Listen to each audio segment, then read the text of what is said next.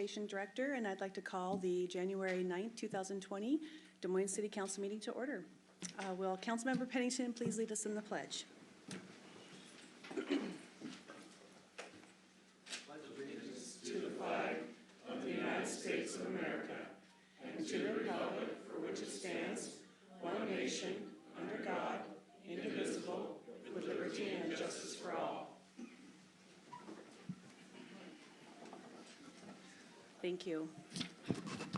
Please let the record show that all council members are present. At this time, I'd just like to read a statement. Before we go into the installing of our new council members, I want to bring to your attention an acknowledgement of our men and women who serve our nation. Almost 2 years ago, we began placing military service flags representing our armed forces in the council chambers during council meetings. Each branch of service is represented, and also we have the black flag showing honor for our prisoners of war and those missing in action. City Council and City Administration have done this to show our respect and gratitude to those who keep our nation safe. Thank you. Okay, it's time for our ceremonial swearing in of our newly elected and re-elected council members. After you're sworn in, if you would please take your seat immediately after, that'd be great. We'd keep the meeting moving. You're welcome to make your comments during board and committee reports. Will Councilmember Harris and Robert Embry please come to the podium?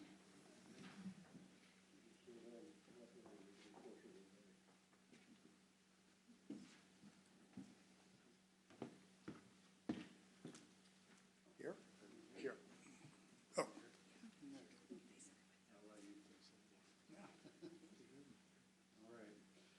right. Please raise your right hand and repeat after me.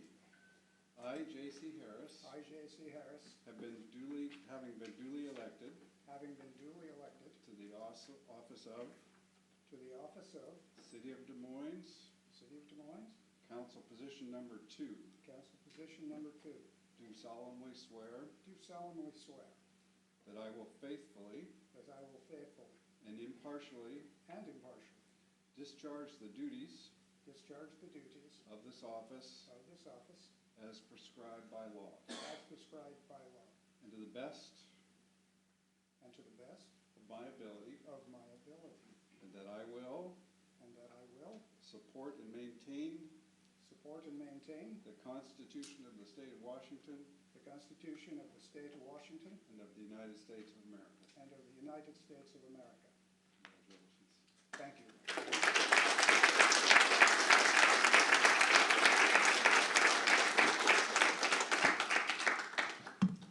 Congratulations, Councilmember Harris. Next, will Councilmember Nutting and his wife Yvonne, daughters Natalie and Lila, please come to the podium?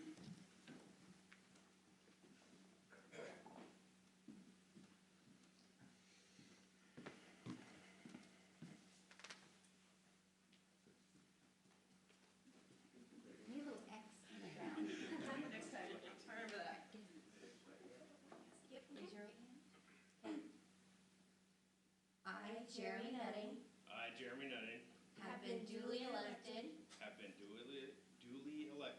to the office of the office of City of Des Moines, Council position number 4,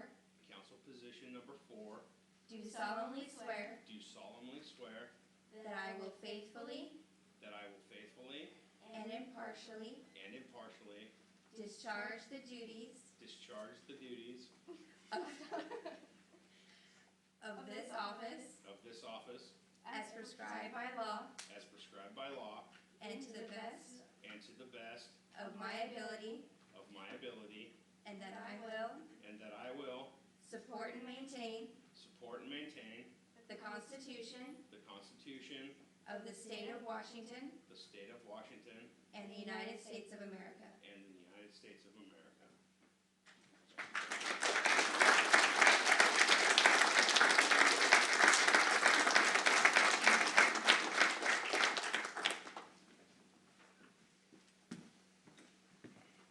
Congratulations, Councilmember Nutting.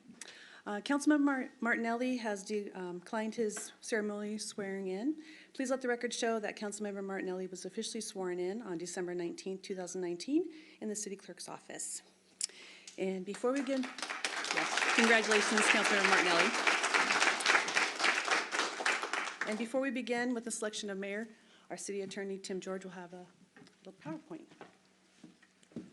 Good evening, council members. Tim George, City Attorney. This is a quick presentation that we give every other year before our election of mayor and deputy mayor to provide the public and council members with a reminder of our rules. Does this work? You just go to the next slide. There we go. So the roles of council members. A council member is one voting member of a legislative body. The city council is the legislative authority for the city, which means as a whole, the council has a broad authority.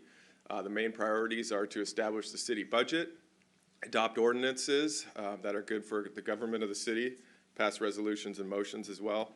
And the council has all the powers under the state constitution except those that are specifically denied by the state legislature. The roles of a council member are to attend city council meetings, attend city council committee meetings, and abide by the various state laws that govern the actions of a council member. Some of those include the Open Public Meetings Act, Appearance of Fairness Doctrine, the Public Records Act, etc.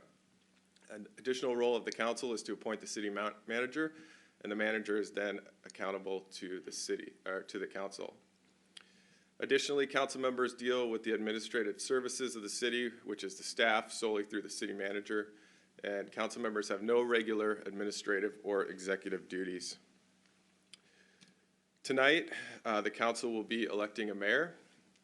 The duties of the mayor include all the privileges and all the duties that we just went over as a council member. The mayor also serves as the presiding officer of council meetings. The mayor also under state law is the head of the city for ceremonial purposes, but once again has no regular administrative or executive duties. Pursuant to state law, the mayor may take the lead in representing the city council to those outside the community who are interested in joint ventures or economic development. The mayor individually cannot commit the city without council approval. They are the spokesperson for the city council unless that duty is delegated. The mayor approves the agendas for city council meetings and may add or delete items from the agenda subject to council rules, which also allows 3 council members to add an item as well as the city manager. The mayor also assigns the seating charts for council members and appoints citizens and council members to committees. And under state law, the mayor is recognized by the governor as the head of the city for purposes of military law. Finally, there will be an election for deputy mayor tonight. Again, a deputy mayor has all the rights and duties of a council member. In case of the absence of the mayor, the deputy mayor will step in and chair the meetings. And additionally, pursuant to recent council rule change, the deputy mayor is in charge of organizing and facilitating the Spirit of Des Moines Awards. So at this time, I will yield back to the presiding officer to hold the elections. Thank you. Thank you, Tim. At this time, I'll open up the nominations for the position of mayor for years 2020 to 2021. Councilmember Pennington? I'd like to nominate Councilmember Matt Pina for mayor. Second. Thank you for that nomination. Any other nominations? All right. Seeing no other nominations, the nominations are closed. Okay, so all those in favor of Councilmember Matt Pina being mayor for the years 2020 to 2021, please raise your right hand and say aye. Aye. Okay. Opposed? Abstained? Thank you. Point of order. Pardon me? Can you clarify what an abstention means? Well, at this point, it means they didn't vote, but Right. Given the council rules, the fact that there was no other appointment, it's official that you are the mayor at this point.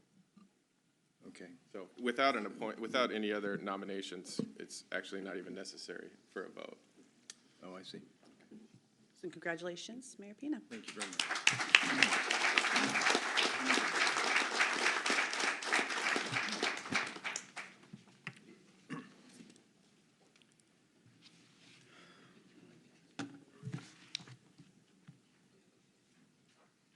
Okay, at this point, thank you, and thank you, council, for your support. At this point, we will move forward with the nomination for deputy mayor for 2020 and 2021. Is there a nomination? Mayor? Councilmember Buxton. I would like to nominate Councilmember Mahoney. And is there a second? Seconded by Councilmember Pennington. Is there another nomination? Okay, seeing none, nominations are closed. All those in favor of Councilmember Mahoney serving as Deputy Mayor, please raise your right hand and say aye. Aye. Opposed? Okay, abstention? Okay, so it looks like we have 6 in favor and 1 abstention.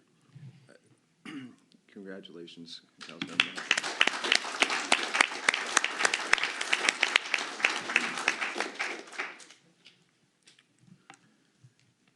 Okay.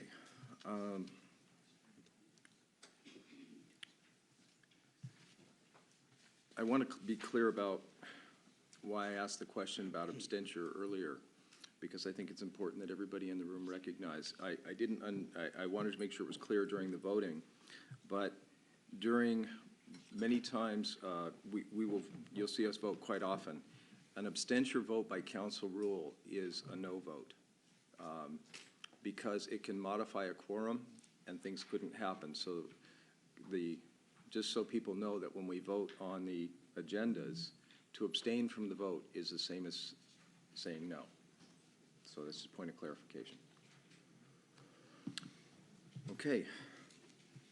This takes us forward to correspondence. Is there any correspondence? There are no correspondence, Mayor.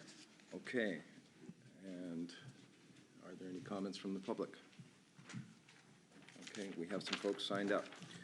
So at this point, if you've signed up, I will call your name. Please come to the podium, state your name and the city in which you live, and you will have 3 minutes to speak.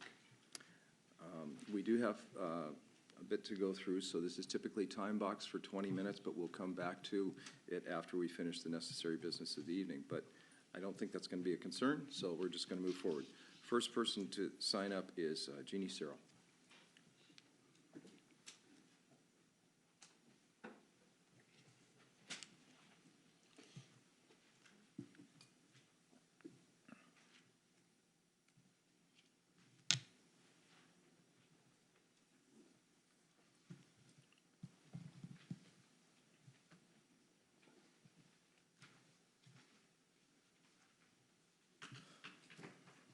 Good evening. Can you hear me? Yes. Okay, thank you for the opportunity to speak tonight, and welcome to the 2 new council members. 50 years ago, I put my first boat in the water at our new marina. This started my love affair with Des Moines and the marina. My goals have always been to help Des Moines be a prosperous and livable city. If the citizens, business community, and City Hall have transparency and dialogue, a city will flourish.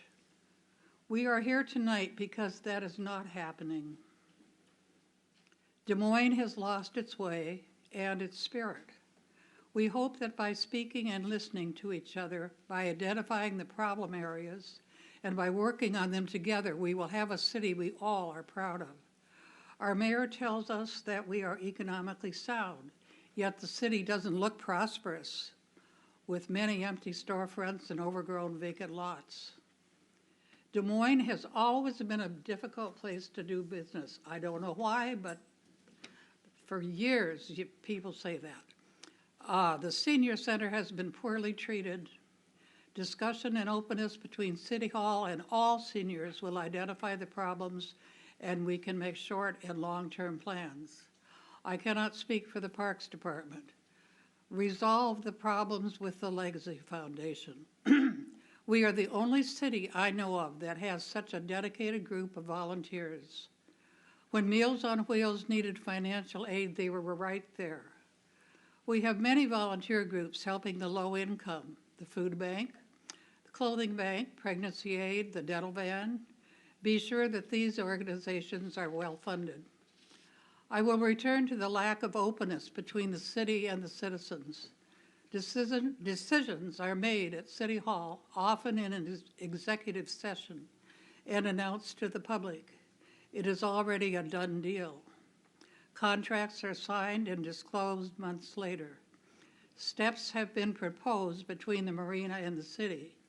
Make our town interesting, then build the steps. Be sure to build plenty of parking too. And we will all continue to look for the spirit of Des Moines. The next person that signed up to speak is Nancy Stephan.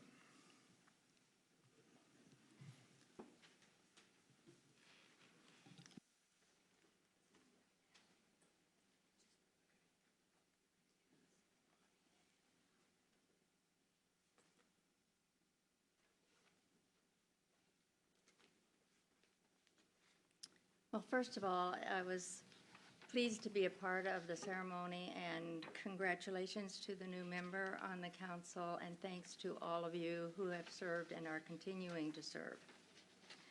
I have a letter that I have prepared for the City Council, and I'd like to read it to you. As a resident of Des Moines, oh, I didn't give my address, Nancy Stephan, 815 South 216th Street, Wesley Homes. As a resident of Des Moines, it is difficult to understand the reasons for decisions regarding the Legacy Foundation, a 501c3 organization that has a history of contributing substantial financial assistance to various worthy projects in Des Moines. As a former member of the Legacy Foundation, I was pleased and proud to be a part of the supportive means of citizens to add to their support to worthwhile needs of the city and its people through their donations via Legacy. It felt good to be able to support student participation scholarships and city-sponsored sports to add to the arts as a supporter of the Arts Commission projects, all beyond what my taxes paid. As this issue has progressed, it is difficult to understand why an employee of the city council, the city manager, is continuing to dictate to council about the role of the Legacy Foundation. To my knowledge, no efforts have been made to resolve the problems of the existing situation. It is time for the City Council to question the city manager's role in regard to the Legacy Foundation and work to regain the relationship that was positive for the city and its people. I recognize that City Council members devote many hours of time to our city and appreciate the work they do in addition to their regular jobs and responsibilities. In many ways, it must seem very thankless work. However, it is very important to each and every one of us living in Des Moines. Thank you for your time and efforts, but please rethink the role of the Legacy Foundation. You are in charge of the business of Des Moines. The city manager works for you and must follow the philosophy of the council in decision-making. Power can be destructive or constructive. We count on you. Thank you.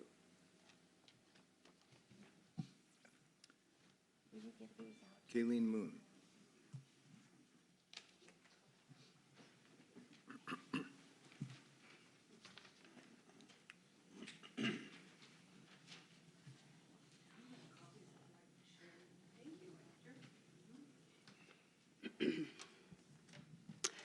Good evening.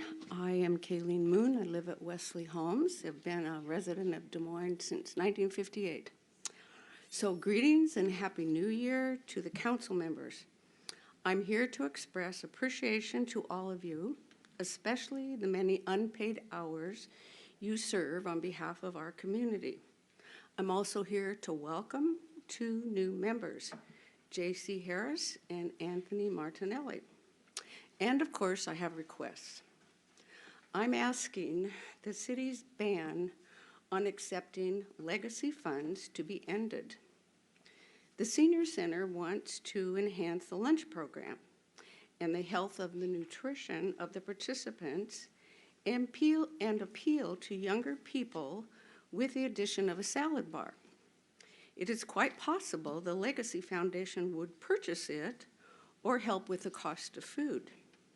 There are many of us in the community who have gone to the Bayside Brunch for 13 years or more. Prohibiting our donations from being given to the intended groups is infuriating It's time to end this investigation, please. I recommend, at the very least, sit down with Sue Patton and Patrice Sorrell and listen to their account of the money in question. That has not happened during the last 2 years on this issue.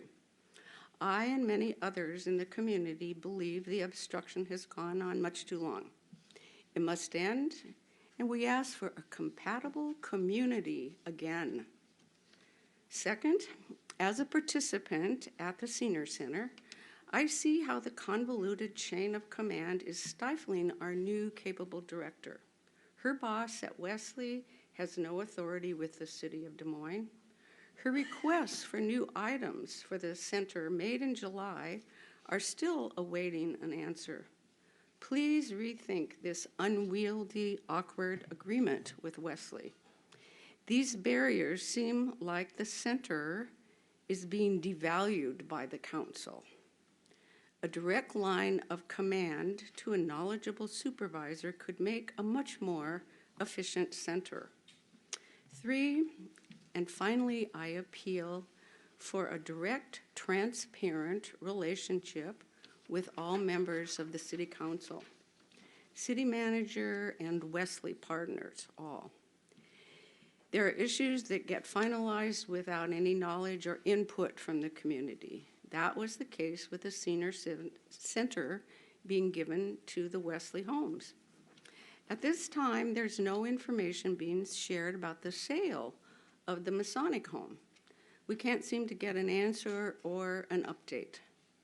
The goodwill with the community has been damaged. Without answers and transparency, people become suspicious. We want more openness and a clear two-way communication. We especially ask to give more input. Thankfully, respectfully, Kayleen Moon, a member of the Senior Advisory Council. Okay, the next person is Mr. Jim Langston.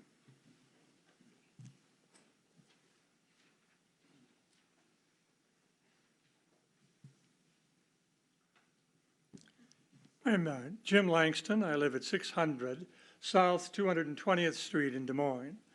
I'm fourth generation in Des Moines, and like Matt and Vic, I've lived here pretty much all my life. I value our city, and one of the things that's long past due to come out of my mouth is to thank the council and the previous members of the council as well for what 2 years ago was a dried up Veterans Triangle where First Avenue and Marine View Drive, if you will, and Des Moines Memorial Drive meet.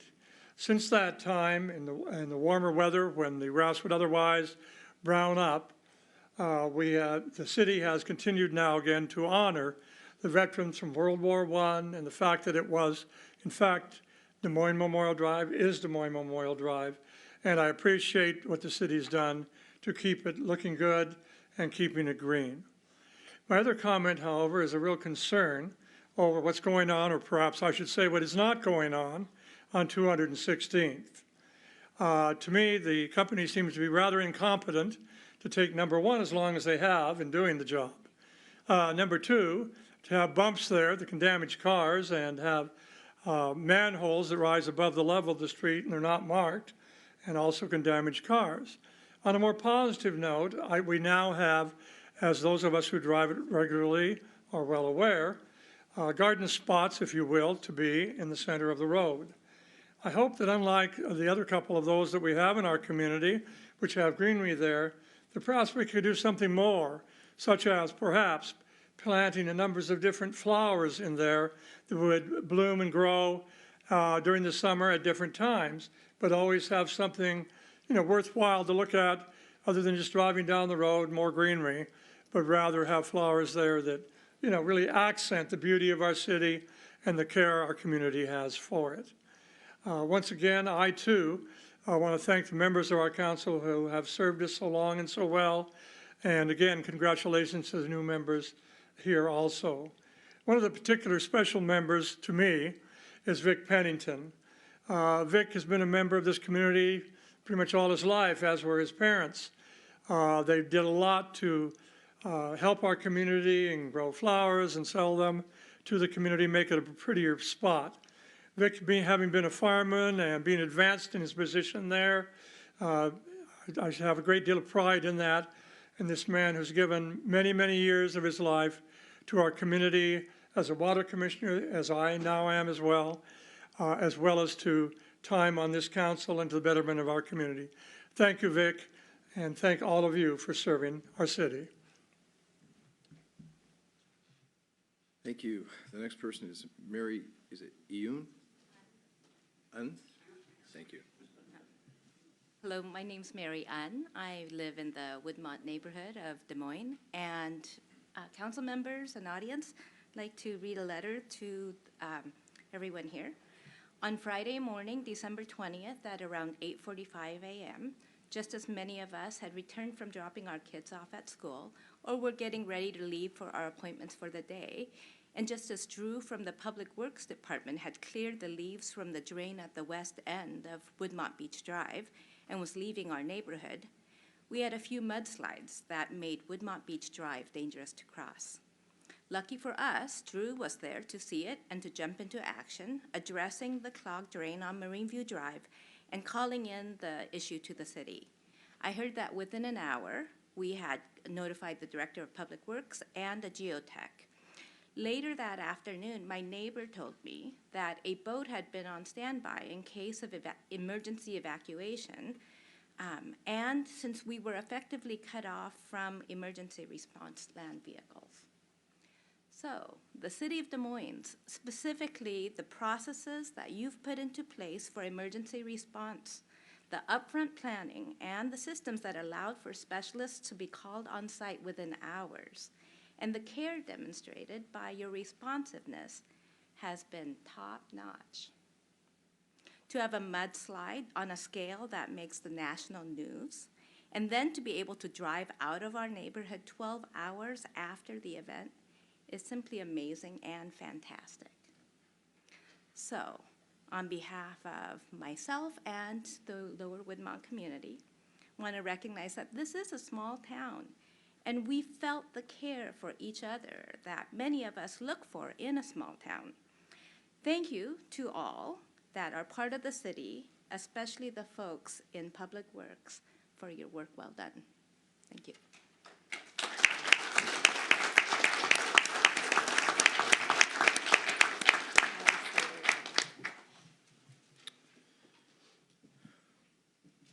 Is it Jan McKeeva? Oh, I'm sorry.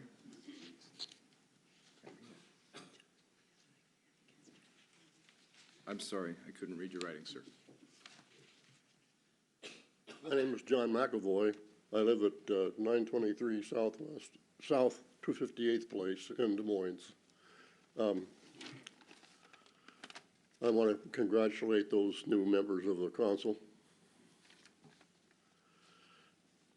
I first became associated with Des Moines Activity Center in 2004. Since then, I've spent 15 years in the volunteer delivering Meals on Wheels. For 13 and a half years, I drove the Hyde Shuttle for Des Moines. I was employed by the city of Des Moines for 7.5 years as a recreation attendant. I served 8 years on the Senior Services Advisory Committee. I held a food handler's permit until 2014. I was instrumental in establishing the aviation history program at the center, where we invite speakers, renowned speakers from the aviation industry to speak. My efforts have always been encouraged by the Legacy Foundation, and they have supported this work, everything. It's too bad there has to be some kind of a schism between that right now. They did, and they do good work.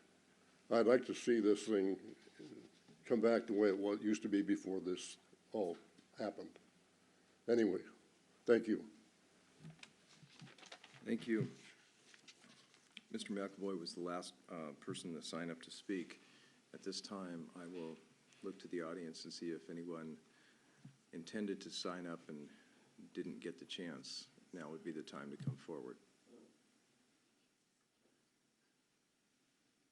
Okay, did I see a hand in the back of the room? Okay, please come forward and state your name and the city in which you live. You'll have 3 minutes.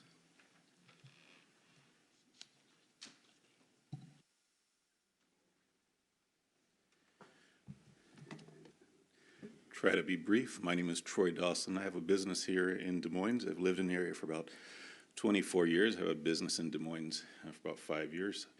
The address is 21804 Marine View Drive, Suite C. Anyway, I've loved Des Moines. I've lived in the area for 24 years. Had a business in Des Moines for about 5 years. I like to help grow my business. And one of the things I'd really like is to have the opportunity for an LED signage. I've been looking at some of the ordinances, and the ordinance requires, my understanding of the present ordinance, it requires me to have a freestanding signage. If there's maybe more than one tenant in your building, they require you to have freestanding signage. And so that creates a challenge in the way my building is structured to have a totally separate freestanding signage away from that, perhaps standing on the awning, as long as the LED signage has been structurally fitted to the building by an engineer. So I think things can have a win-win situation. So I wanted to look at ways, how can we work together? Because if my business prospers, then that's more revenue for the city, you know? And so just looking for a win-win situation. How can we see things change as opposed to a present ordinance? There's a challenge if you may not have all the tenants in the building want to pay for the sign, and you only have one of them to pay for a sign. How does that work? So it's really putting an undue pressure on a single business that may want to grow. And so I'd like to see a win-win situation. I can provide my phone number for the business. It's 206-878-3005, since it's a public business. I like to help Des Moines grow by my business growing. Hopefully that gives you a general outline, but I think bottom line, if we can revisit the ordinances of the city. We'd like to see some changes to the ordinance so we can have LED signage attached to the awning. That might be one very easy solution, as long as it's structurally secure. So. Sir, thank you very much. We would like to, if you can provide the contact information, and we would like to follow up with you and see if there's some way to arrive at what you'd like to. I'd appreciate that. Thank you. Thank you. Where would I leave that contact information? Leave it right down there with the city clerk, please. Okay. Is there anyone else who wishes to speak to the council? Okay, seeing no one come forward, that will conclude our public comment. And this will take us to really council member comments, because we haven't yet had board or committee reports this year. And we will start with Councilmember Vic Pennington. Hey, thank you. Thank you, Jim, for the kind words. And relative to the mudslide in Redondo, you're absolutely right. A few years ago, that response wouldn't have quite been the same. So the work that the city has done relative to emergency management has absolutely been tremendous. And there was a huge coordinated response between the police, public works, the fire department, a lot of people that were there, Lake Haven Utility. And it was a pretty unique situation for our city in that we had an area of about 200 people that was completely cut off. So I will say that I was very impressed with your neighborhood and the phone tree that one of our firefighters had made contact with one of your citizens and be able to get that information out. So good for you for having that. That was very helpful. The citizens were great down there. The work between the fire department and the city of Des Moines was absolutely stellar. One thing that you may not know is that a public works employee was within probably a half of an inch of drowning during that. And the work that went on there to save that gentleman's life between the police department, public works, and fire was absolutely incredible. And and that was a big deal. So this not little mudslide, but this mudslide had several layers and several dynamics to it, and that included a lot of agencies and the great work and organization from your community, and that's exactly what you need, because someday the big one will come around, and you need that organization. All of our communities do, so thank you for that.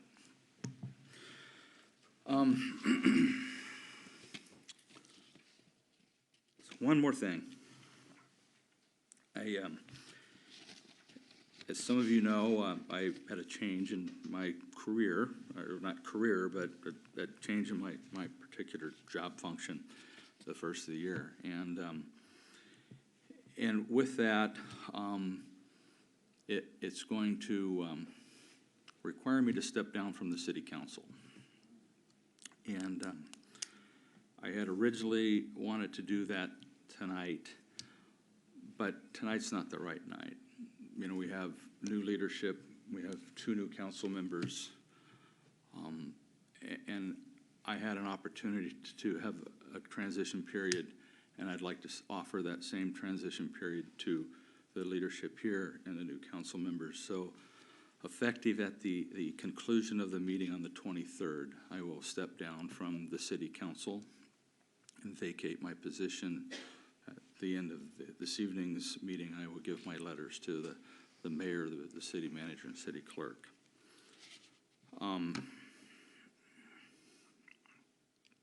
I have been fortunate to have the opportunity over the last 6 years to serve our community as your council member, as your deputy mayor, giving back to an incredible community where I grew up, I raised my family, and during the last 6 years, it's been an honor and it's been humbling to have the privilege to work with our fantastic city employees, our citizens, and our council members.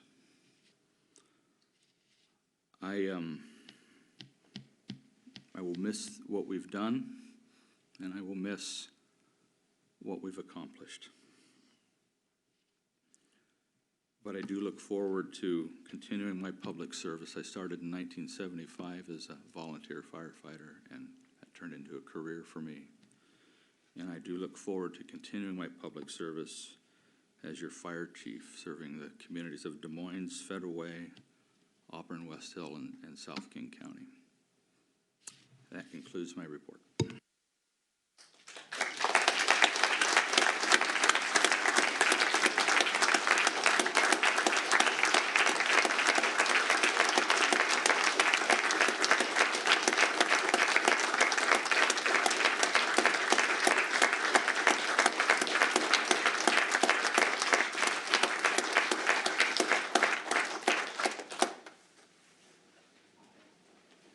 Thank you.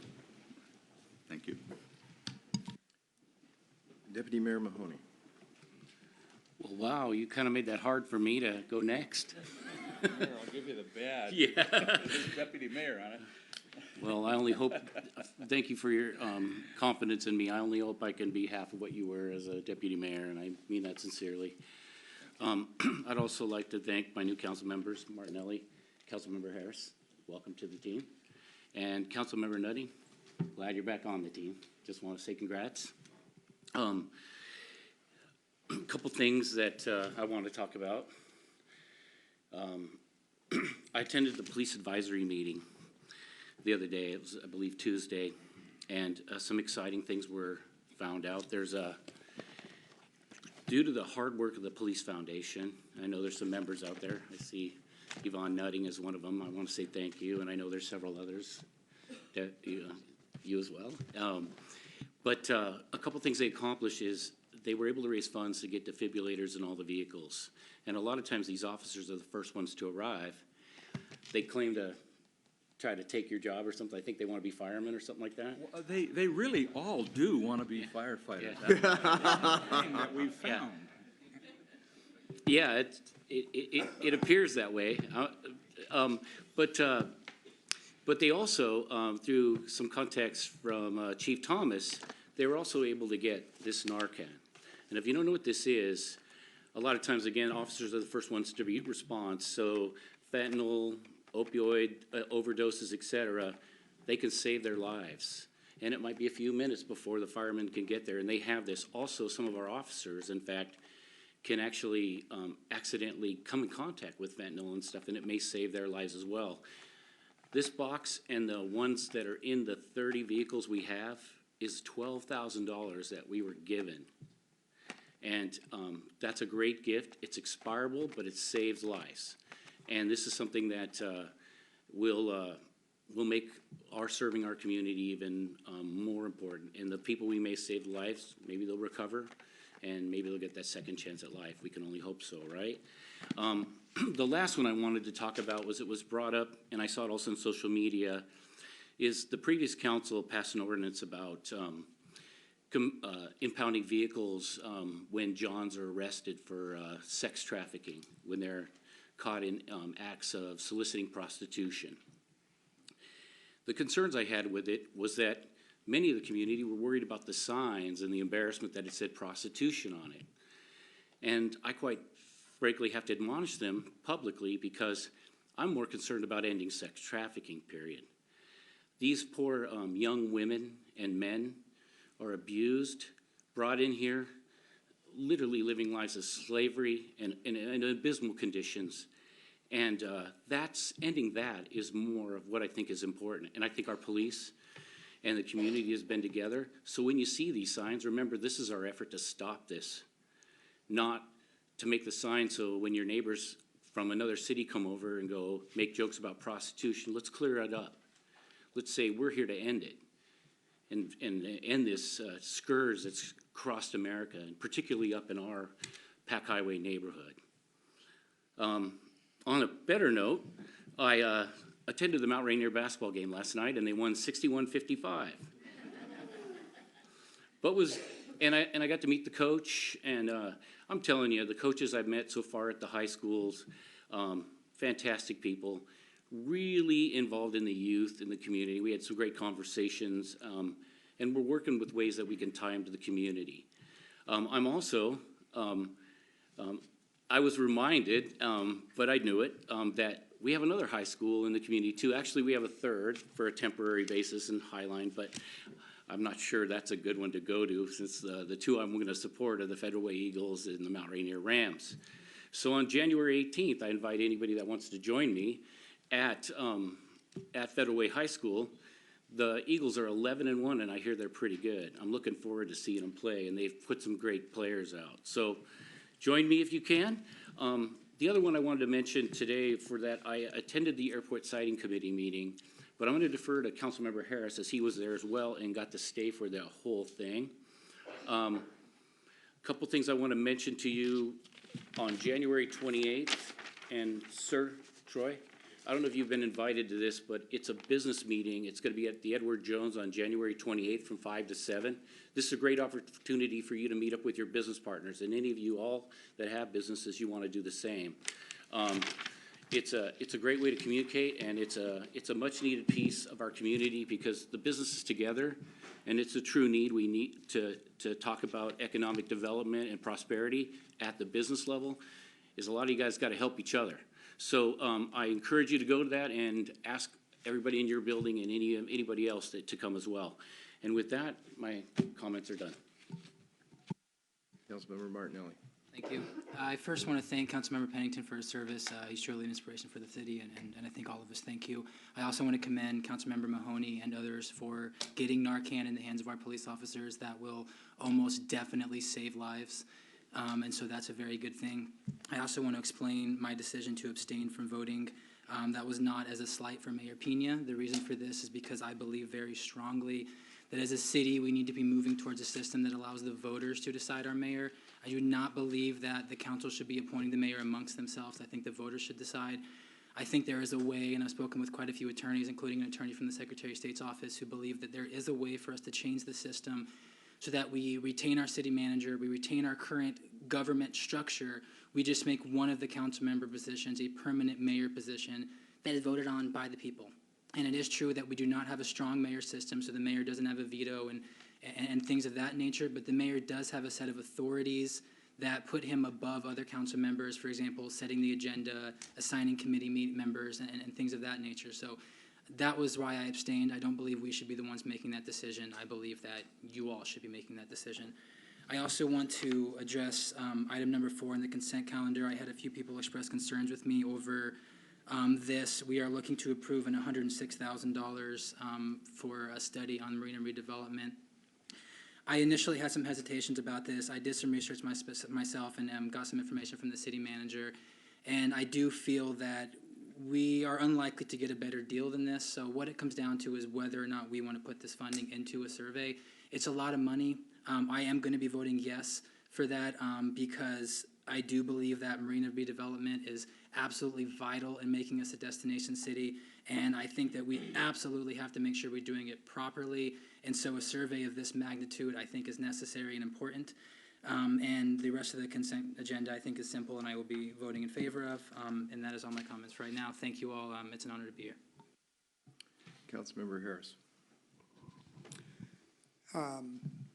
So I wanted to say, Mayor Pena, my abstention had nothing to do with, you personally, or I feel like you have managed these meetings well over the last couple of years, and you will have 100% of my support in your function. So I want to be clear on that. My abstention just has to do with the process, which I wish were different. But that has nothing to do with my support for you running these meetings and representing the city. So thank you. The other stuff. So today I was at the second airport sighting thing, 4.5 hours of entertaining. I wanted to tell people that the second airport thing is going to provide absolutely zero relief for Des Moines. And that is why I have not emphasized it in my efforts. We are represented in an amazing fashion by Steve Edmiston and Tina Orwell. They're doing great work, but it's sort of like if you built a new Safeway a couple of miles away, that wouldn't take away from the business of the existing Safeway, right? It's not like, oh, gee whiz, we're going to have less customers at this location. No, they're going to have more customers at the new location, all right? But it's not going to do a thing to help us, and so we need to focus on things that will help us, all right, apart from, so I'm just suggesting that, our city government needs to think about other ways to help us with the noise and the pollution. Yesterday, I was at the Des Moines Marina Association meeting, and I am ashamed that it is the first time that I have had anything to do with them over the years. They are doing a great job representing the people who use the marina, and that is a really good perspective, and I appreciate their letting me sit in. I was at the Commerce Study on Tuesday about the airport mitigation, and I was very concerned. I have not been thrilled with the way that has been going, because the goal is to try to get us some relief again. And this last meeting, though, gave me a bit of hope. What I am trying to do is get people with port packages, repairs, and people who have mold damage. I want to get that on their agenda. There are potentially thousands of homes that have that kind of problem with interior air quality, and So that turned out to be a bit better than expected. Briefly, last week, our city manager gave me a tour of the city with Bonnie, and thank you. As I was riding along, it occurred to me that, you know, the first time, I tell this all the time, but the first time I saw Des Moines was, I sailed down here, okay? I saw it from the water. And it occurred to me that most people, maybe who work for the city or who live here have never had that perspective, okay? But from the water is what Des Moines is, okay? It's the reason people came here whenever it was 175 years ago. And if you see the city from the water, it's magnificent. It is as good a view of Puget Sound as anywhere. You've got mighty Mount Rainier and, square behind you. And it occurred to me that it would not be a bad thing if all city employees a couple of times a year could just take a little boat ride out to the shipping channel and look back at the city for about 10 minutes, okay, and just go, oh, okay, that's why people came here. That's what drives this place. Even if you, live on 30th Avenue or whatever, it's that water view of, from Redondo to Three Tree Point. That is what Des Moines is. And somehow I wish there was a practical way to arrange that, because you need to see that a couple of times a year to just, remember that that's what it is.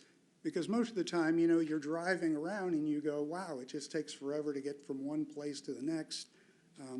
But you don't see the city for what it really is. And I think that's about it. Thank you. Thank you. Councilmember Nutting. Well, I'd like to start off by thanking all my supporters that are in the audience today for my ceremonial swearing in. They all went through a lot, and so did I. I'd like to thank my wife, domestic engineer, and my children to swear me in tonight. It's amazing.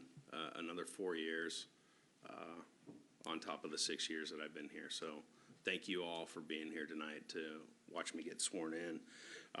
Welcome to 2020. It's been a while. I hope everybody had a great holiday season. There hasn't been a ton in between there. The holiday ships, the tree lighting, but the biggest one was Shop with the Cop on December 10th. Was a huge success. The Des Moines Police Foundation, they were able to host 80 kids and their families this year, supported by 35 plus officers, firefighters, and volunteers, which is huge, right? Because 4 years ago, they started off with 10 or 15 families and kids. 2 years ago, it was 20, 40, and then the Port of Seattle chief said, no, 40 families wasn't enough. We're doing 80 next year, which is huge.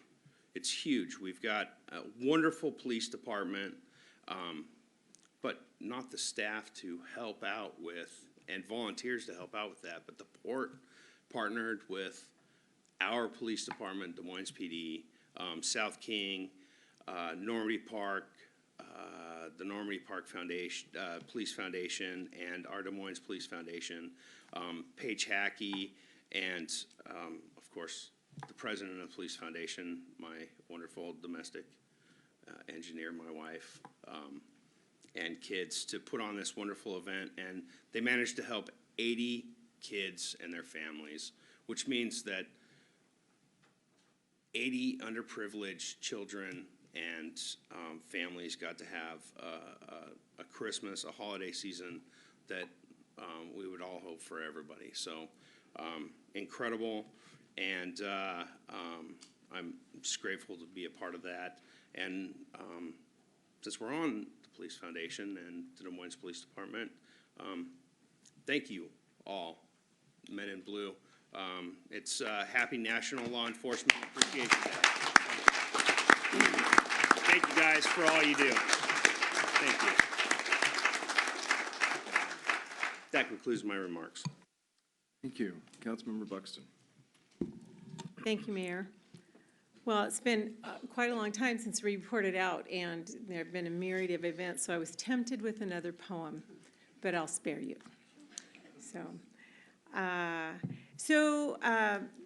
I attended a farmers market meeting. They're real excited, gearing up for the spring, preparing for the summer. A lot of fun events going to be happening this summer, so getting excited for that. Highland College each year has an annual legislative breakfast, and this year they host, their student body comes in and they have a breakfast and invite legislators from the state, the county, our region, our cities to come and interact with the students. And they said this was the highest turnout of legislators and lawmakers, policymakers that they have had at this breakfast, and it was a fabulous opportunity to sit around a table with young people and inspire them to get involved in their community. And honestly, they inspired me. Their interest, excitement about getting involved in our community gave me a lot of hope for what we have in our future. So it was a great experience. Small Business Saturday, I felt like if we were going to be up here making a proclamation, I was going to get out there and celebrate Small Business Saturday, and I had a blast, all capital letters. I just started at one end of town and visited as many businesses as I could. I focused in on retail so I could get my stockings stuffed for my whole family. And my story is that some people say we don't have enough retail venues, enough shopping in Des Moines to spend any time. I spent the entire day, and I couldn't get to all of them. So it might take a little bit of snooping around, but we have a lot of interesting retailers in this town, and I had an adventure, and I loved it. So I just encourage you to get out there and snoop around in our community. There's a lot of good products and great people out here. So I'm going to skip over a couple things. Human Services, I want to report out. So we are, every year, we are moving up to a goal of 1% of our general fund to be allocated for human services in our community, or even outside our community, toward agencies that serve our community. So we're working up to that, and so this year we had a little bit of increase. I just want to say we are able to increase our giving to 6 agencies this next year: the Crisis Clinic, the Food Bank, Health Point, Kent Youth and Family, Pediatric Interim Care. I love that place. It's a little heartbeat for me, and the Poison Center. So really happy to be able to support, but we support, I think, 15 to 20 agencies, but these are the agencies we chose to increase this year. So love supporting our agencies around the community. Senior Services, there's a bunch going on up there at the Activity Center, but one of the things that's coming up that's kind of exciting to me, there's going to be a murder mystery dinner on March 20th with an Irish theme. So they're going to serve dinner, and you're going to come, if you come dressed, you can solve the mystery, but in the meantime, it raises funds for Senior Services. So check it out online, and you can purchase tickets already. And up at the Activity Center, they're having a sock drive until the end of the month. And then the socks go to out to homeless, agencies that serve the homeless. So moving on to our unanimous consent agenda, item number 3, I'm thankful that we have $162,000 coming up to spend on parks. Really excited about that. Number 4, moving forward with our marina redevelopment. That cannot happen fast enough for me. I just continue to be excited about what's going on down there. And I think that's all I'm going to share for now. Thank you so much. Thank you. I believe our city manager has a comment. Yeah, Councilmember Buxton, just to amplify one aspect of what you talked about, and I think it ties in directly to the role that Deputy Mayor Pennington played, that Mayor Pina played, and that council played. 5 years ago, we would not have been able to increase our human resources funding. And every year, over the past 4 years, we've incrementally increased that about $25,000 toward the goal you mentioned, the 1% of our general fund, which is approximately like $230,000. We're at $150,000 now. And I just want to point out that as a result of the financial process we followed, leadership of the council, execution by our city administration to be disciplined and to identify structural money used for structural purposes and one-time money for one-time purposes, and right the ship. That's what gives us the opportunity to give back to this community, and we're very proud of that, and we're really excited by continuing that process. But I do need to mention, and I'm sure we'll have a chance to say something on the 23rd, but Deputy Mayor Pennington played a huge role in helping us, inspiring that discipline and that partnership with the council, as did Mayor Pina, to get us to where we are. And I want that to be mentioned. Thank you. I have a bit of a cold tonight, so but there's a couple things that were mentioned, so I'm going to focus mostly on clarifications. But first of all, I want to welcome the council back into the new year. I want to congratulate the newly electeds. I look forward to developing a working relationship with you where we work through things, and we will challenge each other to be the best that we can be and come up with the best decisions that we can for this community. There were a couple things that were stated tonight, and here is a differing opinion. I realize that some people are uncomfortable with the process of the mayor selection, deputy mayor selection.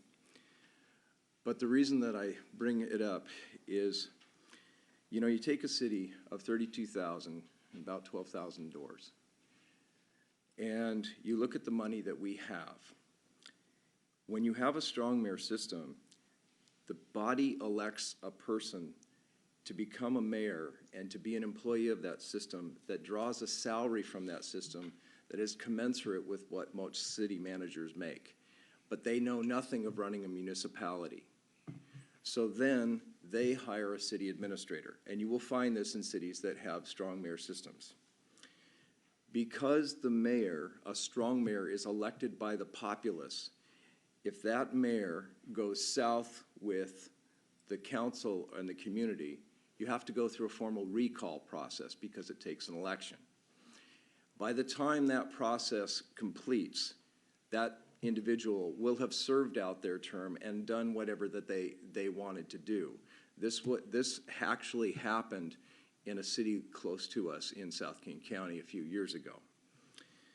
The other thing about the city council, city manager form of government, so remember I said if you have a strong mayor, they collect a salary, and then you have a city administrator that collects just under that salary. So you're paying twice for the same role, and you're paying heavily. It's also difficult to remove them. The other thing is, in our form of government, should the council and city manager go in opposite directions, the city manager serves at the pleasure of the council, and a decision can be made based on what's negotiated in their agreement to part ways, and you can hire somebody new in a relatively short period of time rather than going through the full recall process that is rarely successful in a four-year window. So we're set up very much like a corporation. In a corporation, if you look at everybody in the community, you're a stakeholder, you're a shareholder. You vote for your board of directors. Here is your board of directors. The board of directors selects a chair and a vice chair. There's your mayor and deputy mayor. They hire a CEO, your city manager, who serves at the pleasure of that board of directors. And everyone in the city responds to that person because they are charged with running a city successfully. And to be honest with you, Michael, I think you do an excellent job at that, and I think you have an excellent leadership staff, which is commonly known in the corporate world as a cabinet, where you have people who specialize in each division. Because if you think about the nature of the work we do here, it's paving roads, it's contracts, it's policing, they're disparate, not necessarily related functions. And we are over $100 million industry. Do you really want to charge someone in the public who happens to get the popular vote with the role of being able to manage that on your behalf? I will leave that at a question. But that is why I support the council city manager form of government. We also had a question tonight about, or comments made about what we do in executive session. I will yield to the city attorney for correction. But when the council goes into executive session, we go into executive session only for the purposes of discussing contractual or legal matters, or the performance of a public employee. The reason being is that these matters are commonly, negotiated outside of the public while ideas are discussed and parameters are set for contractual matters. If it has to do with the performance of a public employee, you never want to try somebody. They are in public. You want to hear what's going on, and then that comes forward in the appropriate light at the appropriate time. We are not allowed to go into executive session and make decisions that do not come from this dais. I'm starting my 19th year in public service. I have been through many executive sessions. Decisions are not made there. At the most, a parameter is set around potential ranges in maybe a labor negotiation or something like that, but there is no voting. So I want that to be clear. I want everybody to understand that that's how it works. And another comment was made tonight about the landmark status. I will tell you exactly what I know. Nothing. It has been purchased. Until the owner of that property comes forward with plans to the city, we have no idea of what they want and will want to do with the property. The truth of the matter right now is people hope, because it's such a beautiful building, myself included, and a landmark to this community, I will say everything I can to hope that it stands. But the people who have held it and allowed it to change hands many times before did so because it was over $300 a square foot to find a way to do what they wanted to do, and they couldn't generate the revenues. So they let their opportunity on the project lapse. Then somebody else pick it up, somebody else pick it up. Well, this person actually bought it. They closed the deal. They own it. It is not historically protected. I don't want any rumors out there. That was the choice of the Masons. And the Masons chose not to historically protect it because it was expensive for people to make changes, and they thought it would inhibit the sale. And as it was, their asking price came down by, I think, in the ballpark of $6 million to close this deal. And they held it for many years at an operating and holding cost of about $1 million a year. So they really did try to do what's right for this community, and we have been there to support them all the way along. We have met, the councils that I've had the pleasure of being part of have met with elements of the teams who have been involved in the ownership. And they all had some had better ideas in my opinion than others, but it never got to come to anything because they just raised their hands and walked. They decided it was too much. I wish I had a crystal ball and could tell you what's going to happen there. It's 29 beautiful acres with a beautiful building of unobstructed view property, but it is not protected in any way other than by what we have done. So when they come forward with the plan, there will be master planning and discussions to be had, but that's all. So I want to be clear about those things that were said tonight. I want to make sure that everybody knows we will discuss respectfully, because I am looking forward to a great relationship with my colleagues here at the dais. But I will never allow any mischaracterization of any fact to go forward. and I want to be clear, transparency is what we try to be, and it's hard because we put it on the website, we put it in the city currents, we do State of the Cities, we're down at the farmer's market to talk to people, doing everything we can. I'm sorry, I will not tweet. That's not my thing, okay?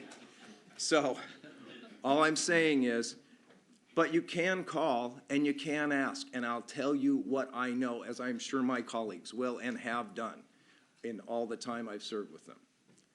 So, with that, let's move forward into 2020 and hope that stands for clear vision. And that takes us forward to the administration report.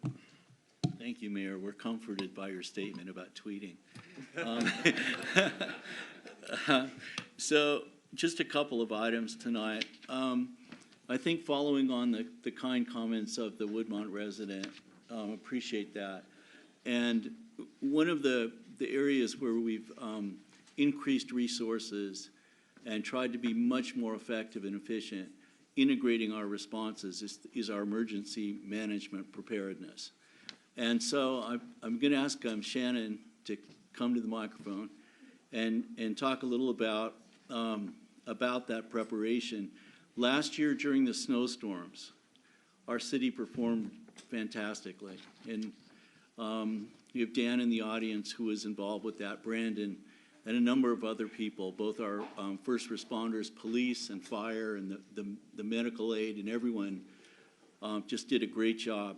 We're looking at potential storms that are coming, so I just wanted to inform the council a little of our preparation. But I do want to emphasize that with resources in the police department, looking at first response, with coordination with Public Works, the building official and others relative to recovery activities, and then generally for emergency preparedness where we engage the staff and we are working to engage the community in learning more about emergency management procedures and things to do in the critical moment when an event occurs. Those are the three legs of what we're trying to focus and emphasize. And so obviously some of that's definitely going the right way because of the commitment and skill of our Public Works Department and others and the coordination with first responders. So given that, Shannon, if you could just talk a little about our preparedness, Sure. that'd be great. Thank you. Thank you, Michael. Mayor, City Council, two new council members. If you don't know me, my name is Shannon Kirchberg. I'm your Emergency Preparedness Manager. So with winter in full swing and snow in the forecast at the direction of our city manager, the emergency preparedness team, the police department, Public Works and I got together to make sure that we are ready for snow, and I am here to tell you that we are ready.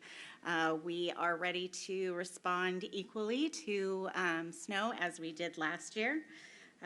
Current resource levels, we are absolutely confident that we are prepared to maintain the roads as effectively as we did in February of 2019. In the event of a significant snowfall, Snow Tracker will be up and available for you to follow on our city website. It will be updated in real time so that we can update you on all the road conditions throughout the city. Public Works, Des Moines Police Department, and Emergency Management, we're ready to address any snow event that might take place. Currently on hand, we have an abundance of tire chains for all of our snow removal vehicles. We have 150 yards of sand, 60 yards of salt, 80 yards of sand-salt mix, 6,000 gallons of de-icer.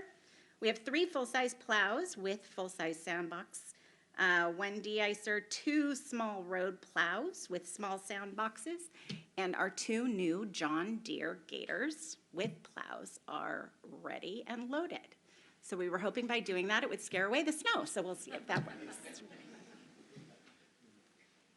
Thank you, Shannon. Yeah. Any comments at all from council or anything? Yeah. Councilmember Mahoney. First of all, you guys killed it last year. I think the snow is scared of you and doesn't want to come around here. But I understand, and this question may I assume you'll you kind of do it in a series where you do the primary roads first, then like a second tier, then a third tier, and hit the neighborhoods. You have that organized plan. So for folks here that live in residentials, you'll get to them in a reasonable time, but you're going after the main roads first, right? Main arterials first, correct, yes. And then we'll clear as possible. Yep, absolutely. Thank you. And it's all on Snow Tracker, so get on the website and we'll be updating it in real time so you can see where we are and what's been cleared and what the road conditions on each main arterial is. And for clarification, that's this city website? Correct. Okay, thank you. Thank you, Shannon. I'd like to move over to legislative agenda. So the legislature starts session next week, early next week. We have not adopted a formal legislative agenda, and we anticipate bringing that to council on the 23rd. Tonight, after Anthony finishes his presentation, I'm going to ask for a motion from council to pursue the issues that he's identified. Last year, in terms of our legislative agenda, we were very specific about 3 issues.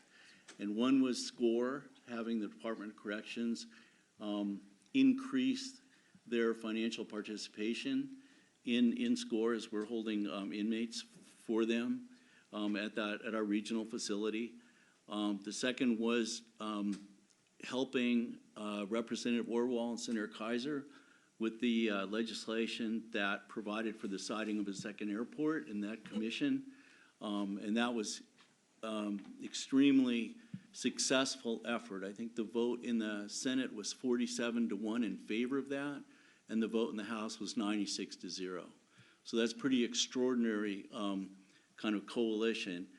And the third one was money, rolling over money for the bulkhead, the marina bulkhead of $2 million, which is now available for the next 2 years, needs to be spent. We've had an issue with a federal agency. We've had the involvement of Congressman Adam Smith to assist us kind of navigate through the complexity of that. But focusing on those 3 issues as opposed to a laundry list of 10 or 20 things and working with our legislators has been very effective. So we're going to recommend that same approach this year. And I also want to say that we're blessed to have Anthony as our legislative advocate, who's extremely talented, connected, knowledgeable, and gets things done for us. So Anthony, with that, I think you have a brief presentation. Very nice introduction, and Michael, I should stop now because, you know, stop when you're ahead, right? But thanks for that. And councilors, I thought this was self-explanatory. Oh, yeah, there we go. Okay. And especially councilors Martinelli and Harris, welcome to the council. Looking forward to working with both of you at this session going forward. Just quickly, we'll do a very brief update from last session because Michael kind of covered it there. A quick overview of what's coming up starting next week, and then some opportunities for Des Moines this year.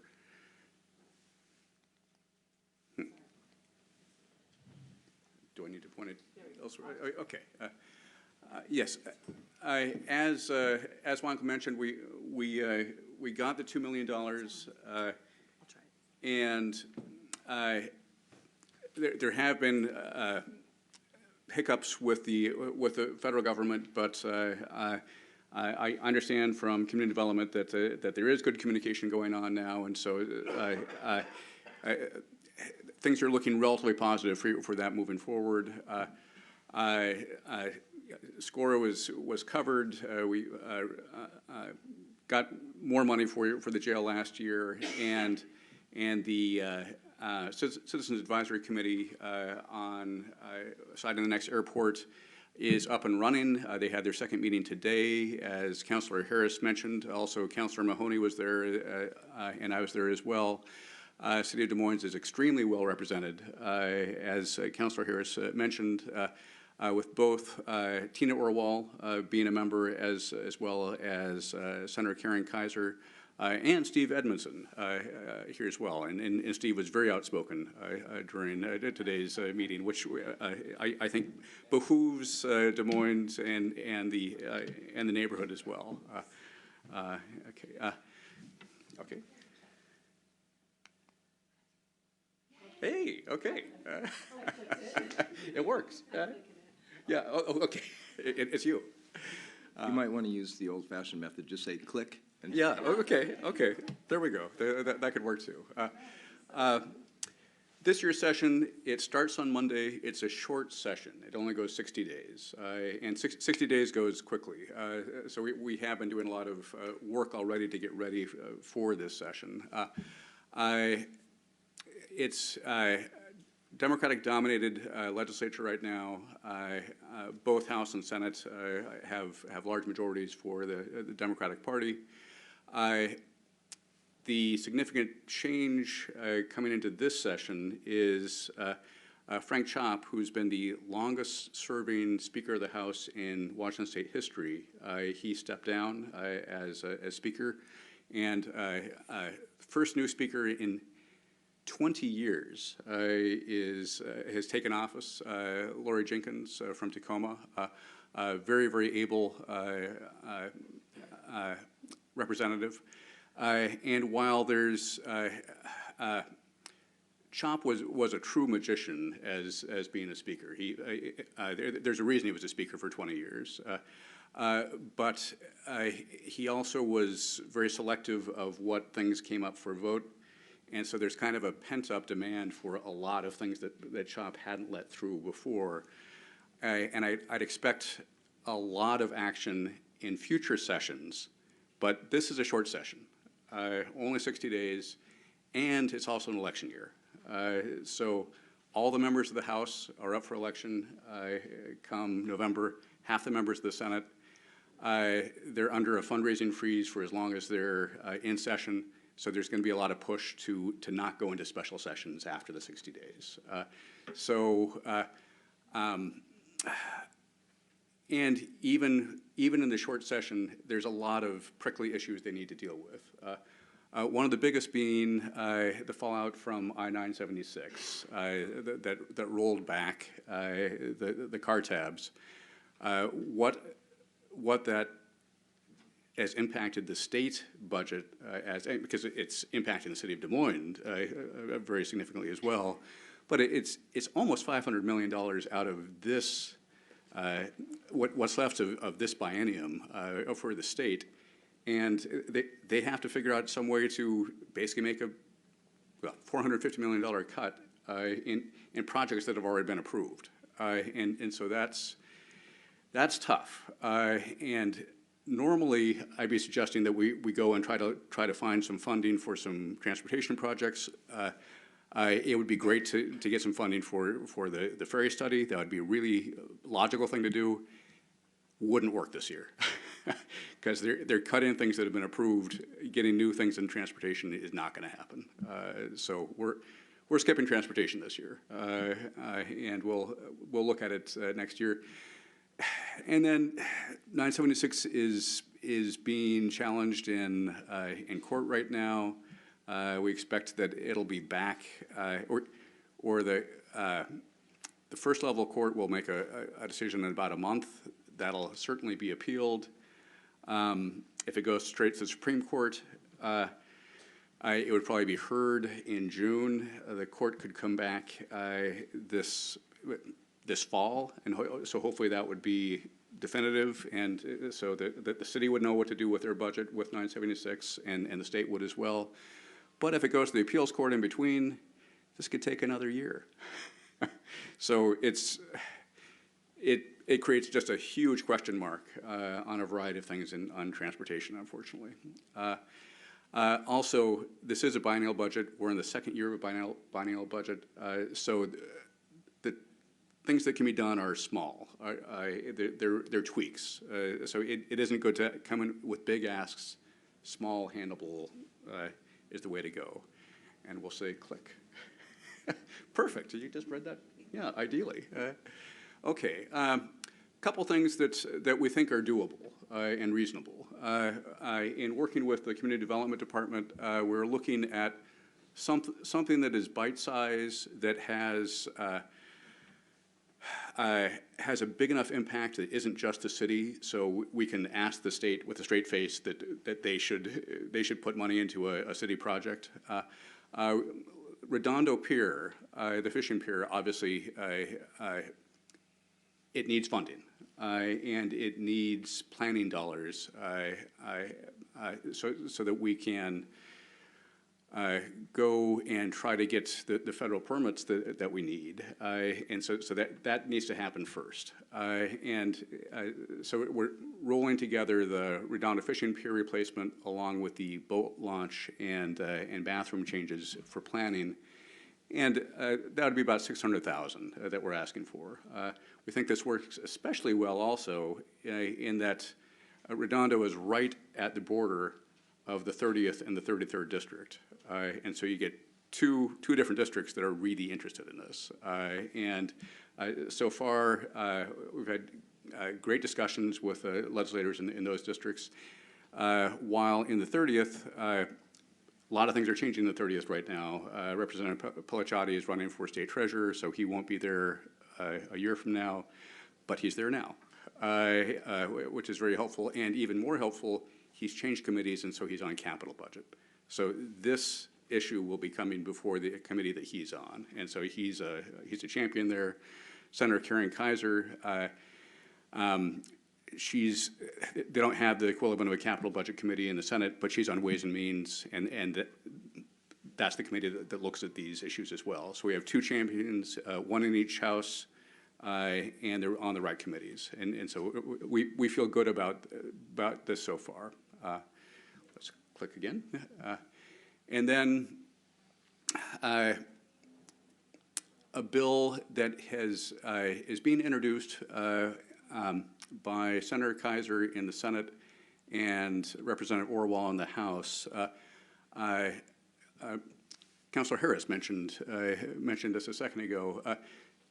This is a bill that would make port packages able to be updated. In that currently people who have port packages, it's very, very limited in how they could get those repaired or replaced. And many of these have been put in decades ago. And they may have been good when they were put in 20 or 30 years ago, but things wear out. and there's a need for replacement. This legislation would be very helpful, would allow the port to help fund these again, and it would really be a conduit for federal funding. In the feds in the past have funded up to 90% of these, so it could be very, very good for citizens in Des Moines. About 9,400 homes in the SeaTac airport area have gotten these port packages in the past.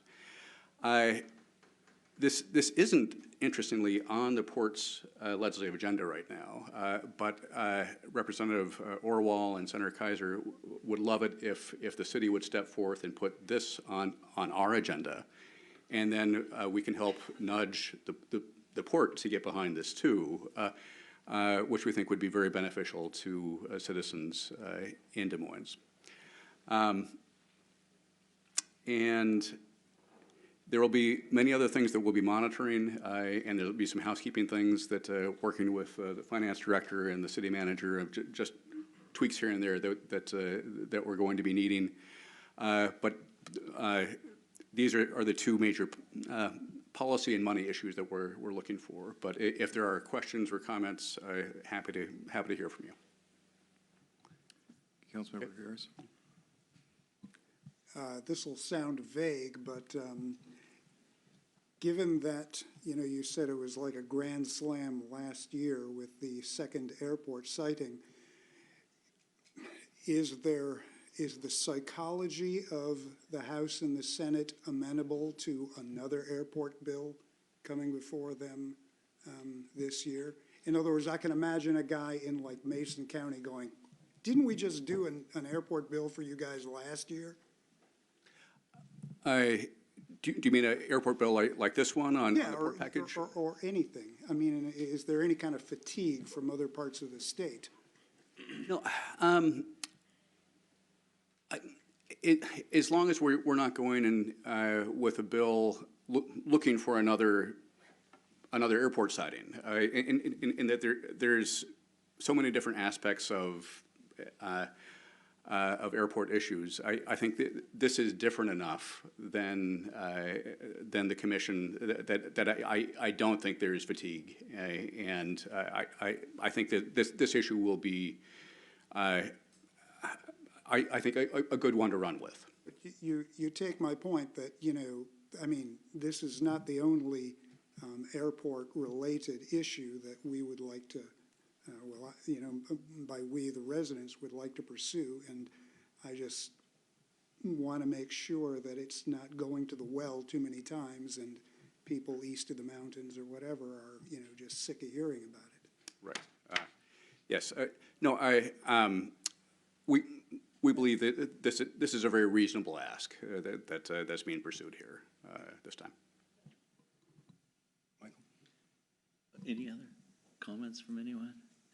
No. Okay. So Anthony, thank you. In the absence of an approved legislative agenda, what I would ask for council is a motion that at this time, and then we will bring forth a pretty much identical agenda for a formal process, that we get a motion from council to direct staff to pursue funding for the fishing pier and for the enhancing airport mitigation, Senator Orwell's bill. So I would ask the question, is there a motion to pursue the legislative elements as suggested by Anthony Hempstead, addressing the Redondo Pier and enhancing the port mitigation? So moved. Second. Okay, I have the motion by Deputy Mayor Mahoney and the second by Councilmember Buxton. Is there any discussion? Deputy Mayor Mahoney. I'll talk about both.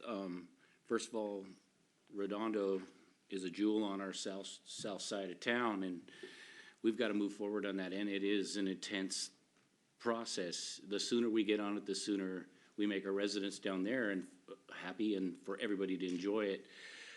We've got to do that. The second, on the mitigation package, anytime in any capacity we can help the residents of this city deal with the negative impacts of the airport, we have to support it. Well stated. Councilmember Nutting. I'm all in favor and just had a very lengthy discussion with a community member about the port package, seeing as though that most utilities, appliances in our homes are built to last for maybe 10 years, and some of these packages were put in 30 years ago. The fact that the third runway is constantly used more and more than ever thought, and the fact that the glide levels have changed in the last 30 years. Just replacing the port packages that are already there doesn't do enough to mitigate the other impacts. While I support replacing the port packages, I think the port needs to step up and do another study and widen the areas in which they're replacing windows and putting more insulation in attics and mitigating the noise and effects of the port. So those are just my comments. Anyone else? Okay, seeing no further discussion, all those in favor of the motion, please raise your right hand and say aye. Aye. Motion passes 7-0, folks.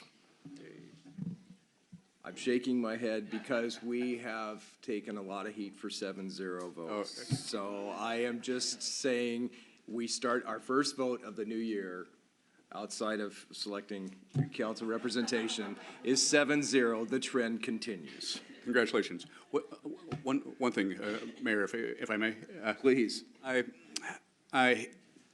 If your calendars allow, on January 28th and 29th, the Association of Washington Cities has their city action days, and councilors are invited to come down and meet with representatives and senators, and AWC has an interesting program for those days as well. But if you're interested, talk to the mayor, talk to Michael, and Bonnie will talk to me. Can you please repeat the date? Yeah, 28th and 29th.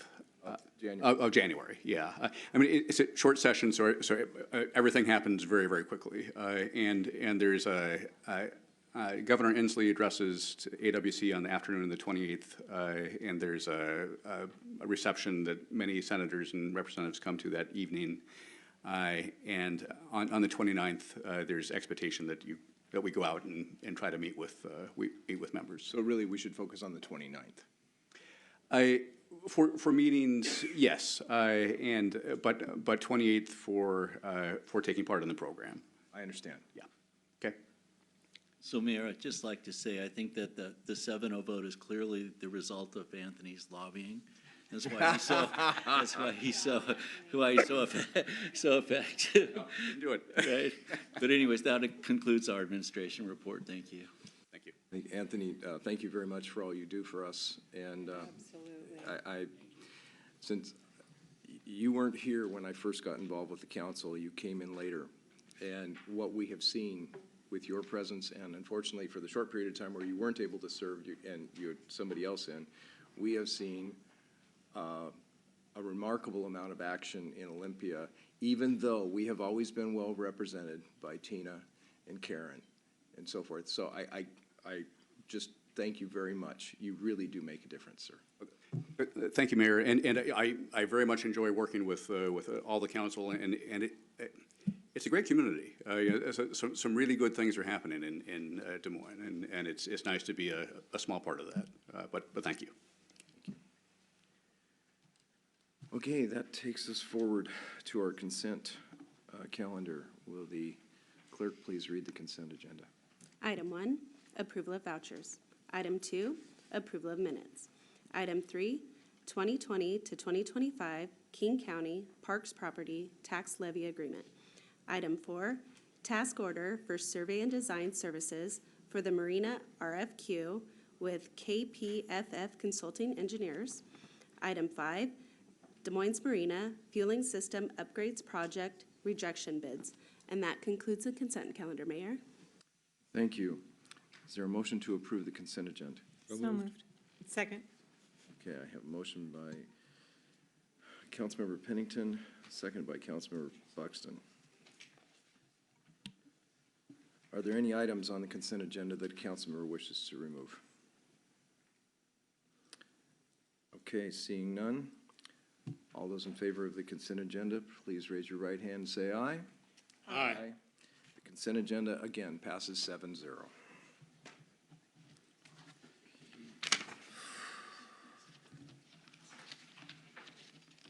Don't worry, folks. Wait till we get to the point of adjournment. Let's see. So this takes us forward to new business. We have a draft resolution 20-001 accepting findings of fact that an emergency existed. Our Public Works Director, Brandon Carver, will give the staff presentation. Thank you, Mayor Pina. Good evening, Council. Brandon Carver, Public Works Director. We also have some glasses. Anyway, I just wanted to briefly introduce this item, and then I'll have Tommy Owen kind of provide a higher level overview of the Woodmont slide. But primarily wanted to point out that the purpose of this item is to approve draft resolution 20-001, which accepts findings of fact that emergency existed. Just a few points I want to make, that the city manager, who rightly so on Friday the 20th proclaimed an emergency.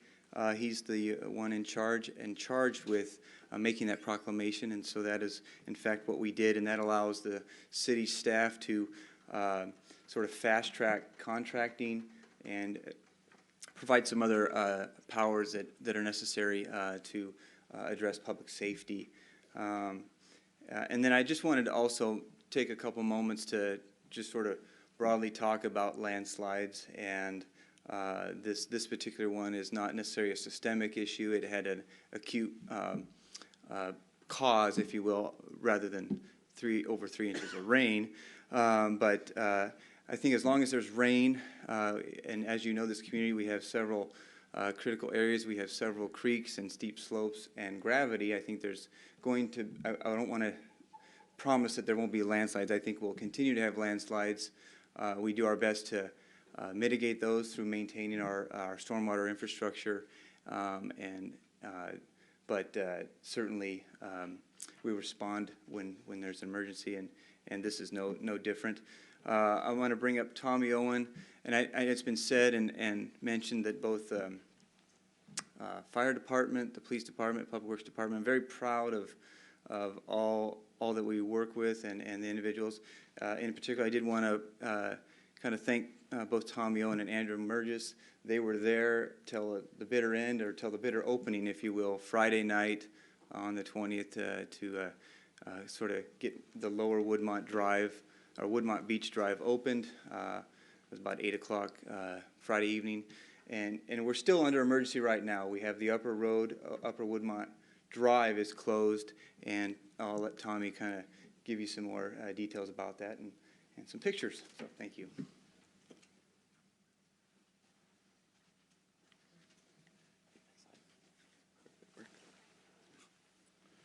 Good evening, Mayor and City Council. Tommy Owen, Civil Engineer for Engineering Services.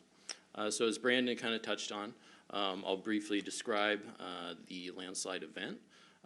So we had a storm event on December 20th. It rained over 3 inches at SeaTac Airport, which was actually the 5th wettest day on their records. So there was a number of landslides and flooding throughout the whole Puget Sound region. Other cities and counties had very similar issues. That morning, the National Weather Service, Seattle, they also issued a warning for just an increased threat of landslides. So these things happen. In this case, the surface water, as you can kind of see from the ditch there, it flowed onto the roadway, which ended up spilling over the hillside, saturating the hillside, and that's kind of where the landslide happened, just as you can see just behind that guardrail. So for our response, the slide occurred around 8:30 in the morning. It compromised Woodmont Drive, the top of the slide. In the top right corner there, you can see the picture. That's just right where the guardrail is. So where the guardrail is, it just slid right behind there. And the slide came down. It blocked Woodmont Beach Drive in that lower left-hand picture, completely blocking any sort of vehicular access to the neighborhood down there. So for the response, city crews were actually able to get out there very quickly and divert the water from the top of the slide to limit any further erosion. And we contracted with Scarcella Brothers, the contractor who's been working out there recently, and we were actually able to get them on site, mobilized with equipment by about 1 p.m. They worked continuously throughout the day and were able to restore access to the Lower Woodmont neighborhood at about 8 o'clock p.m. So some of our current activities, as we're working down there, we're just continuing to maintain roadway access to the Lower Woodmont neighborhood. As you can see, there's plenty of debris down there that we've had to remove. Number of truck and trailers with just mud and wood debris down there to haul out of there. We've also fixed some of the damaged stormwater utilities that are down there running along Woodmont Beach Road. So some more of our current activities. We've contracted with HWA Geosciences for geotechnical support. They're able to give us some recommendations on how to fix the slide. We're working with Scarcella to construct a rock embankment on the slide, which should secure the roadway. The anticipated completion is about 3 to 4 weeks. We're hopeful that we could secure the roadway up there with the rock embankment in maybe 1 or 2 weeks. The estimated cost of this project, we're working on force account right now under the emergency contract. The estimated cost is expected to be $150,000 to $250,000. We've also obtained a temporary property access for repairing that slide area, and the council will also see, I believe it's on the 23rd, property acquisition as well. So we'll bring that to you. And so I will leave you with the motion for the draft resolution, and we'll take any questions. Councilmember Nutting. I move to adopt draft resolution 20-001 to allow the waiver of competitive bidding requirements for contracts authorized by the city manager pursuant to the December 20th, 2019 proclamation of emergency pursuant to RCW 39.04.280. Is there a second? Second. Motion made by Councilmember Nutting, seconded by Councilmember Pennington. Is there any discussion? Councilmember Nutting and then Councilmember Mahoney. I'd just like to commend staff, knowing how difficult it is to get dirt work companies that are under contract to actually show up with a crew to complete what they're supposed to do, to get a company in an emergency situation to mobilize equipment, dump trucks, and able-bodied people to help get our citizens in and out of the community that they live in is pretty commendable. So I appreciate what you guys have done and that it happened in the fashion it did. So, and Scarcella Brothers is a company that I believe we've worked with before and will do us right. So I have no heartburn with this at all. So thank you guys. Oh, I didn't see your hand. Okay, so I'll go with Deputy Mayor Mahoney and then to Councilmember Harris. So I just have a couple questions. So $150,000 to $250,000, obviously, I know you'll do your best, but is this the permanent fix, or will be more repairs needed in the future? This will be, I would say that this would be most of the permanent fix. I think there will still be some cleanup efforts, possibly by our crews or maybe Scarcella into the future, just kind of clean up the site and to do some maybe landscape restoration or, I don't know if, Andrew, do you have anything to add on? Will these repairs include the stormwater drainage? Obviously, that seemed to be a little bit of the problem where it'll properly flow through. Yeah, we're taking a look at that right now. Okay. And one of the other questions is probably with us losing 976 funding, that's nearly $1 million. I assume that we'll probably have the Transportation Committee look at your recommendations for rebalancing the dollars we set aside for projects in 2020. Good question, Deputy Mayor Mahoney. Primarily, we'll probably look at pulling from a couple of funds, definitely surface water funds. I think is a source that we will want to look at. Could be some potential fund balance. There may be some balance of our street funds that you mentioned that we haven't used. So we haven't really got to that point yet, but I don't know if you want to add anything to that, Michael. Yeah, thank you, Brandon. I think the point regarding that is there's, it's kind of the matrix of funds that we have for different purposes.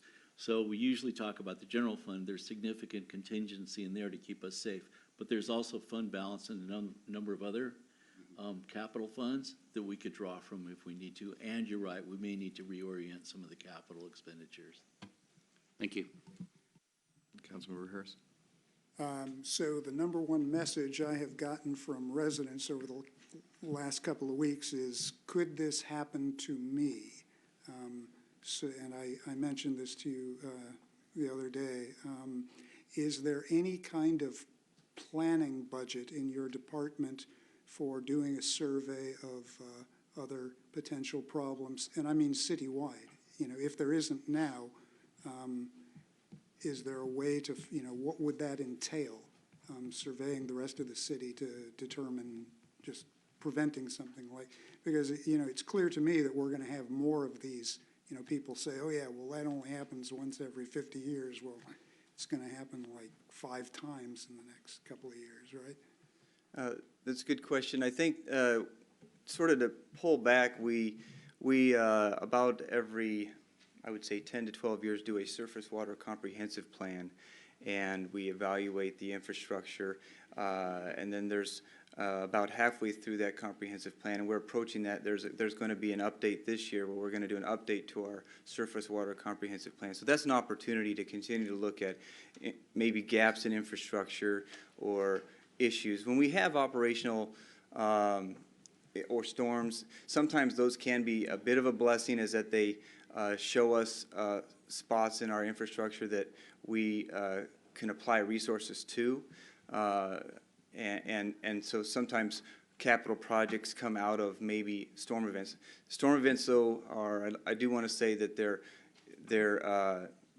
case by case. I mean, depending on duration, intensity, and so different storms react differently. But certainly I don't want to say that we know where every potential slide is going to happen. We don't. But we do our best to keep our system clean through our NPDES permit, cleaning catch basins. The drainage system here around Marine View Drive and that Woodmont Drive is something that we do regularly maintain, and that ditch was cleaned out earlier in the summer. You know, we do our best. We'll be paying close attention to the infrastructure at the curve and the culvert, and as Tommy mentioned, even potentially looking at what can we do while we're under contract right now to just position ourselves even better for future storms. No, I have no doubt you do your best. You do a great job. I'm just saying it's just something we will have to think about, that 3 inches of rain is going to become the new normal. And, you know, that's just not something, I mean, I walked these streets and those drains were not meant for that kind of flow, I mean, 75 years ago. So it's just something to, we're going to have to plan for. So thank you. Any other questions? I just want to make one comment. These are very hard to predict, but substantial events. And I just want to recognize we have representation from our police department here, we have representation from our fire department, and we have many of the leadership staff members that have been involved in either coordinating or working to get through this. And you had to come together to get it done right. And I know there are jokes oftentimes made about blue and red wanting to be the other side and everything else, but you guys came together. You not only saved a life, but you fixed the situation. And the response to that, I mean, you had somebody out there, 5 hours later to clean it up, and the road was open 7 hours after they got there. I mean, how long does it take to warm up a diesel engine? You know, this was amazing. And I just want to point it out, because I've always said I'm grateful to those who are first responders, who heavily fortify themselves every day for our protection so we can be safe, and the team with the city that supported them. And when I look at the amount of money that's up there, it's a deal, folks. It's a deal. So I just want to commend everybody for that, and I want to give a very deep and sincere thank you to all of you. And with that, all those in favor, please raise your right hand and say aye. Aye. Passes 7-0. Ladies and gentlemen, we are now at the end of our meeting. Our next meeting will be a regular council meeting on on January 23rd. Is there a motion to adjourn? So moved. Okay. Where'd the second come from?